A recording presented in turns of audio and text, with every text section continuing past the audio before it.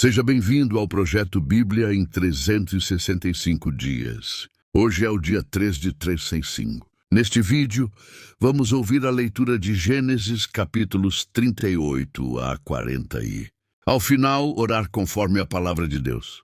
Separe este momento para ouvir com atenção e confiar que Deus continua agindo mesmo em meio às injustiças. Vamos começar. Gênesis capítulo 38. Nesse tempo, Judá deixou seus irmãos e foi para a casa de um adulamita chamado Ira. Ali Judá viu a filha de um cananeu chamado Suá. Tomou-a por mulher e uniu-se a ela. Ela engravidou e teve um filho, e o pai deu-lhe o nome de Er. Ela tornou a engravidar e teve um filho, a quem deu o nome de Onã. Teve ainda mais um filho, e deu-lhe o nome de Selá. Judá estava em Quezibe quando ela teve o filho. Depois Judá tomou para Er, o seu primogênito, uma mulher chamada Tamar. Primogênito de Judá, era mau aos olhos do Senhor, pelo que o Senhor o matou. Então Judá disse a Onã: toma a mulher de teu irmão, cumpre o teu dever de cunhado e dá descendência a teu irmão. Porém, Onã sabia que a descendência não seria sua. Assim, toda vez que se unia à mulher de seu irmão, derramava o sêmen no chão para não dar descendência ao irmão. E o que ele fazia era mau aos olhos do Senhor, pelo que também o matou. Então Judá disse à sua nora Tamar: conserva-te viúva na casa de teu pai, até que meu filho Selá se torne homem adulto. Pois dizia, para que este não morra também como seus irmãos. Assim Tamar foi morar na casa de seu pai. Com o passar do tempo, a filha de Suá, mulher de Judá, morreu. Depois de consolado, Judá subiu a Tinate, ao encontro dos tosqueadores das suas ovelhas, ele e seu amigo Ira, o adulamita, e avisaram Tamar, dizendo: o teu sogro está subindo a Tinate para tosquear suas ovelhas. Então ela se despiu dos vestidos da sua viuvez e se cobriu com o véu. E assim disfarçada, assentou-se à porta de Enaim, que está no caminho de Timnat, porque via que Selá já era homem adulto, e ela não lhe havia sido dada por mulher. Ao vê-la, Judá julgou que fosse uma prostituta, porque ela havia coberto o rosto. Sem saber que era sua nora, dirigiu-se a ela no caminho e disse: vem, quero deitar-me contigo. Mas ela perguntou: que me darás por te deitares comigo? Ele respondeu: eu te mandarei um cabrito do rebanho. Mas ela ainda perguntou: tu me darás alguma garantia até que o mandes? Então ele disse: que garantia te darei? Disse ela: o teu selo com a corda e o cajado que está em tua mão. E ele os entregou. Então deitou-se com ela e ela engravidou. Então levantou-se e se foi. Tirou de si o véu e vestiu as roupas da sua viuvez. Depois Judá mandou o cabrito por meio do seu amigo, o adulamita, para receber a garantia da mão da mulher, mas ele não a encontrou. Então perguntou aos homens daquele lugar: onde está a prostituta cultual que estava junto ao caminho de Enaim?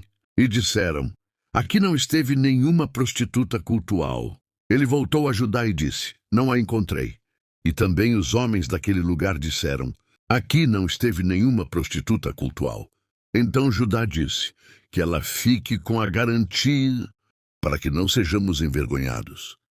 Eu mandei este cabrito, mas tu não a encontraste. Passados quase 3 meses, disseram a Judá: tua nora Tamar prostituiu-se e está grávida da sua prostituição.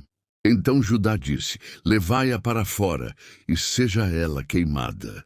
Quando estava sendo levada para fora, ela mandou dizer a seu sogro: eu engravidei do homem a quem pertencem estas coisas.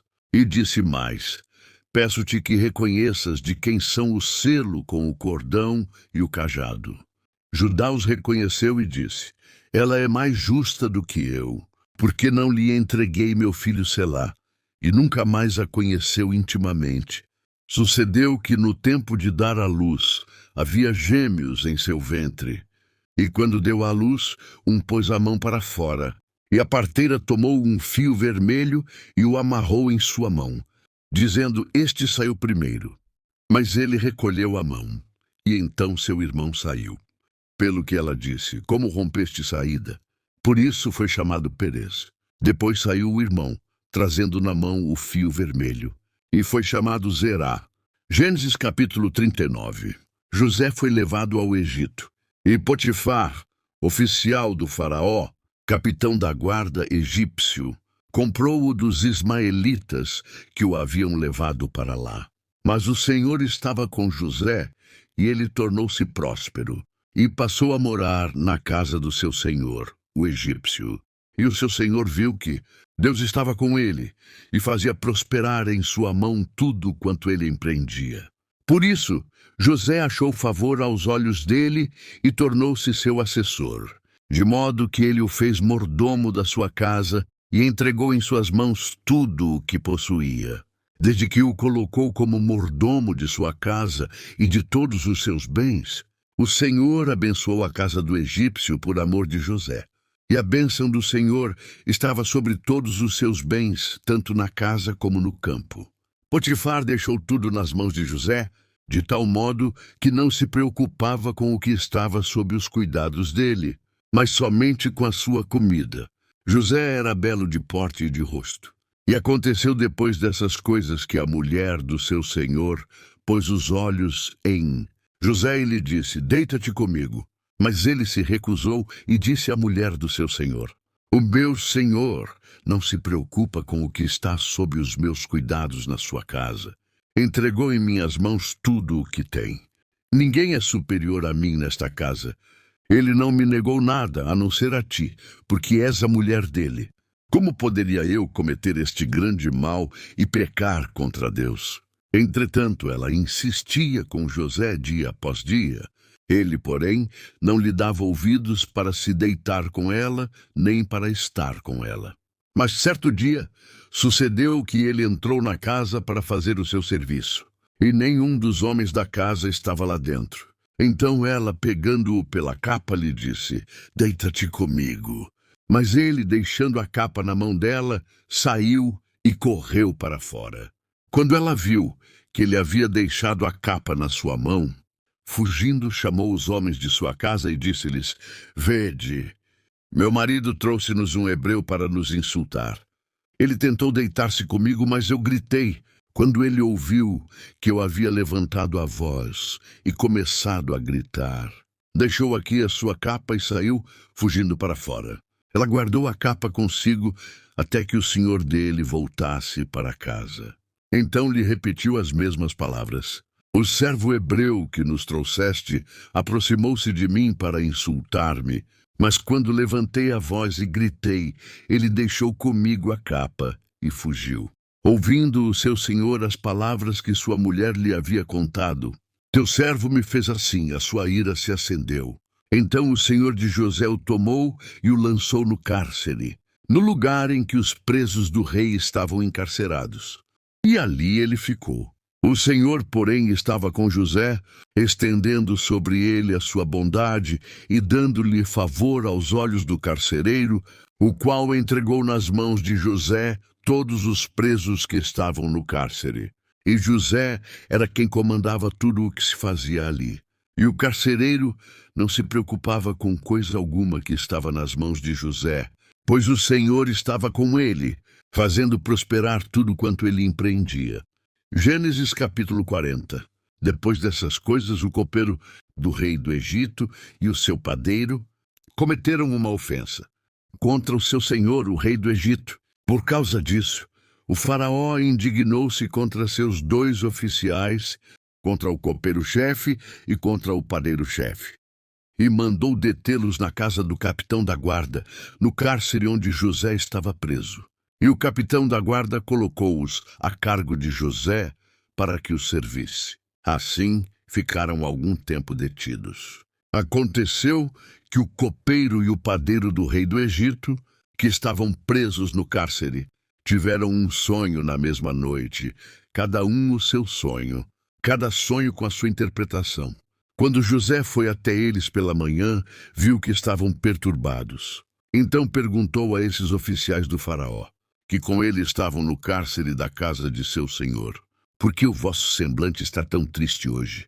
Eles responderam: tivemos um sonho e não há ninguém que o interprete. Mas José lhes disse: as interpretações não pertencem a Deus. Peço-vos que o conteis a mim. Então o copeiro-chefe contou o seu sonho a José, dizendo-lhe: em meu sonho havia uma videira diante de mim, e na videira havia 3 ramos, e tendo a videira brotado, suas flores saíam, e os seus cachos davam uvas maduras. A taça do faraó estava na minha mão. Então peguei as uvas e espremi-as na taça do faraó, em cujas mãos entreguei a taça. Então lhe disse José: esta é a sua interpretação. Os 3 ramos são 3 dias. Dentro de 3 dias, o faraó te elevará de posição e te restaurará ao cargo. Servirás a taça do faraó na mão dele, conforme costumavas fazer quando era seu copeiro. Mas lembra-te de mim quando estiveres bem. Peço-te que tenhas compaixão de mim, falando de mim ao faraó, e tira-me deste cárcere, porque, na verdade, fui roubado da terra dos hebreus. E aqui também nada fiz para que me pusessem nesta prisão. Quando o padeiro-chefe viu que a interpretação era boa, disse a José: eu também sonhei. Havia 3 cestos de pão branco sobre a minha cabeça. E no cesto mais alto havia delícias de todas as qualidades, feitas pelos padeiros e apreciadas pelo faraó.